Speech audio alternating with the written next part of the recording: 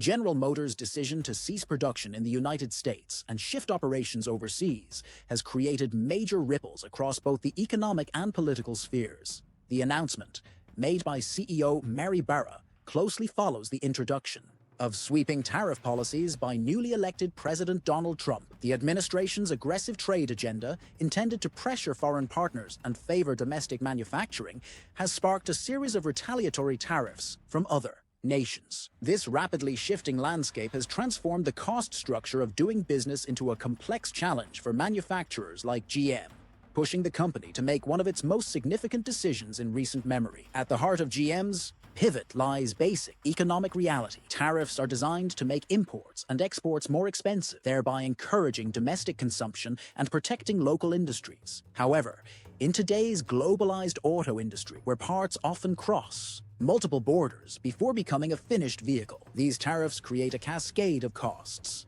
Each link in GM's complex supply chain, from raw materials to electronics and precision components, became more expensive due to increased taxation. As a result, producing vehicles in the US became financially unfeasible. Meanwhile, retaliatory tariffs abroad made American-built cars too costly for international buyers, eroding their competitiveness. What once symbolized national industrial pride, building American cars for global markets, has now become an economic burden. Under these conditions, GM found itself with limited viable choices. To protect shareholder interests and remain profitable, the company opted to relocate substantial manufacturing operations overseas. This isn't just a symbolic move away from American soil, it's a fundamental restructuring of GM's production model. Plants that once supported steady employment in cities like Detroit, Toledo, and Kansas City are being shuttered, replaced by new facilities in countries with lower manufacturing costs and fewer trade restrictions. While significant, this decision is not without historical precedent. American automakers have long flirted with offshoring as a means of cost control. But previous moves were incremental and strategic. This time, the exodus feels more like a retreat, a rapid strategic withdrawal in the face of untenable economic conditions. Unlike past eras where jobs were shifted slowly to optimize profits, this transition is a response to a full-blown economic disruption brought on by policy rather than market forces. That makes this moment distinctly political, with corporate strategy becoming inseparable from geopolitical tension. Communities built around GM plants are now left to grapple with the consequences. For generations, towns across the Midwest have depended on automotive manufacturing as a primary source of employment, identity, and economic vitality.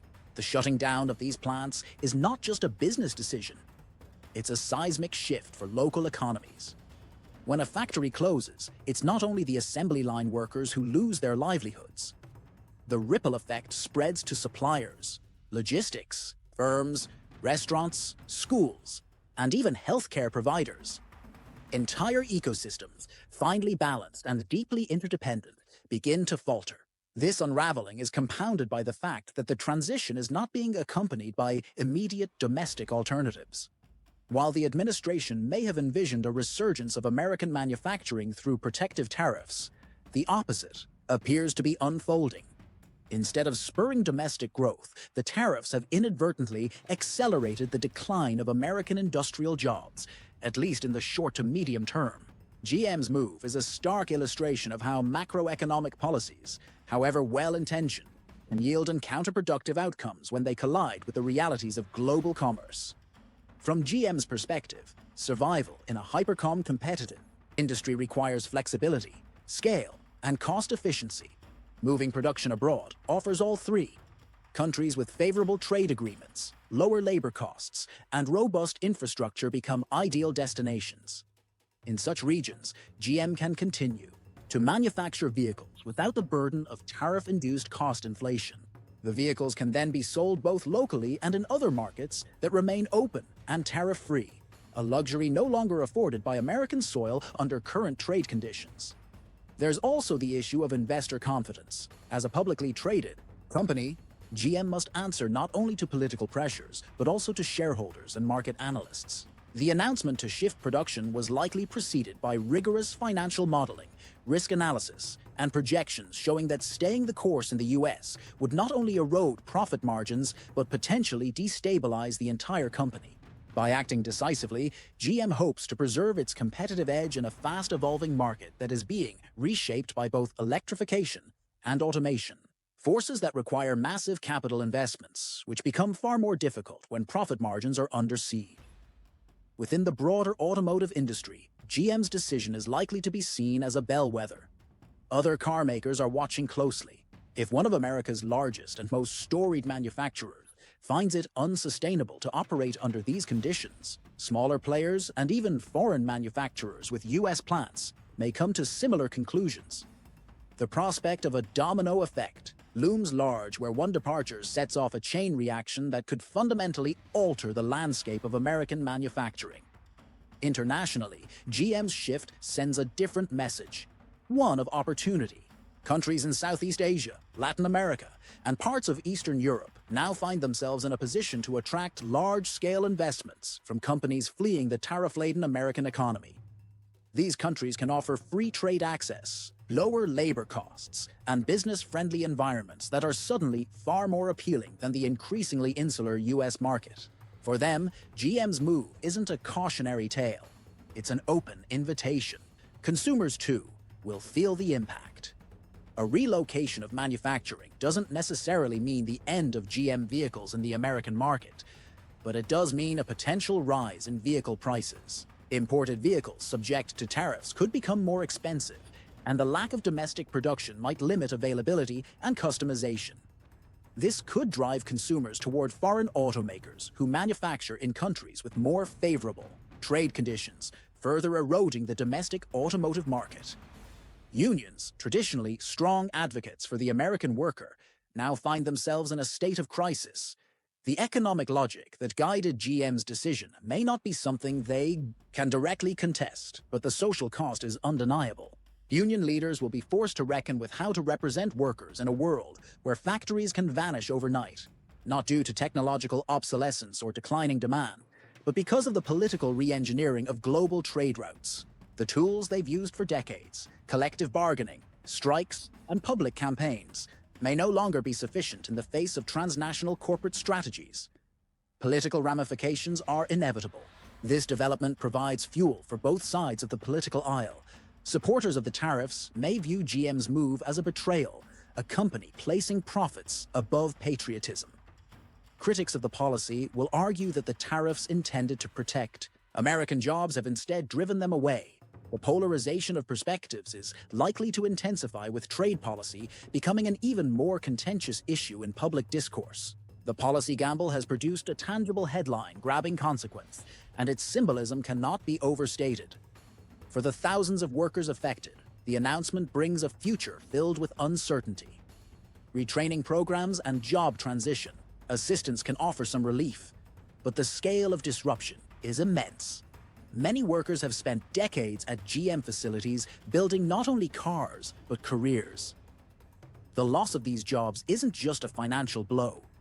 It's a rupture of identity and purpose. Replacing such roles with equivalent wages and stability will not be easy, particularly in regions already battered by economic decline.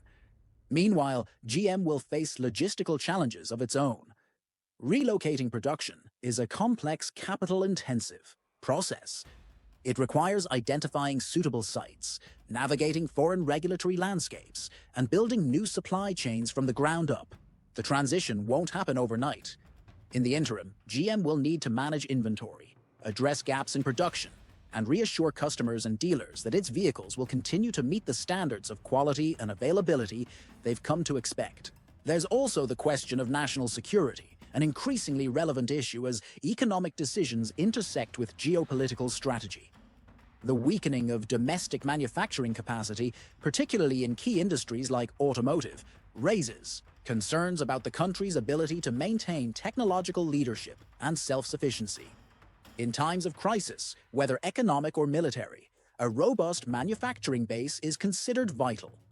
GM's exit underscores a vulnerability that some policymakers may find deeply troubling.